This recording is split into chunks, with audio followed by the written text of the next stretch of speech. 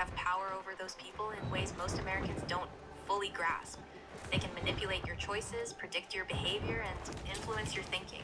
So, this isn't abstract. It affects whether democracy actually works. That's why I think your focus on this is so important, Senator. Well, Claude, thank you very much for your help.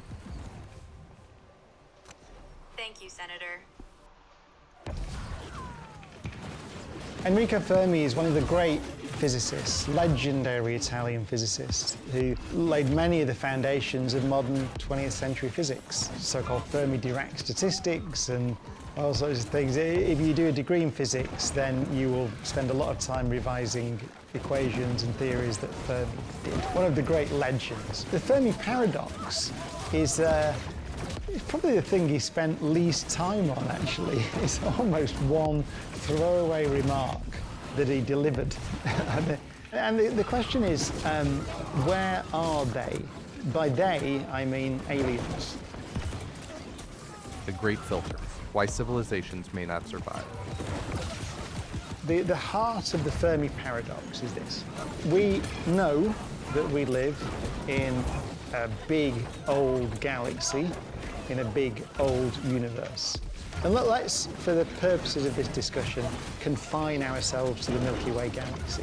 The Milky Way galaxy, we now know, has something like 400 billion suns. And we now know that most of those suns have planetary systems around them.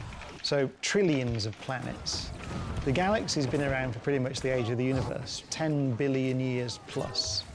And so there's a lot of real estate, and there's been plenty of time for civilizations to develop in the galaxy.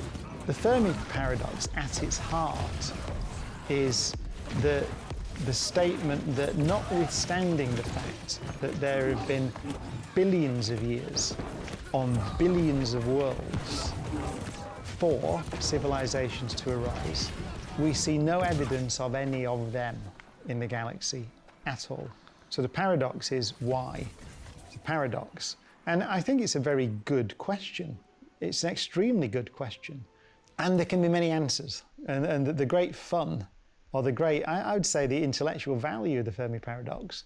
So if we accept that we haven't seen any, so let's accept that. Let's accept that you know, there isn't a UFO sat in some warehouse in Roswell or something like that. Let's accept that we haven't seen any. Let's accept, well, we have to accept the picture that I've just given you about the Milky Way galaxy and its age, because that's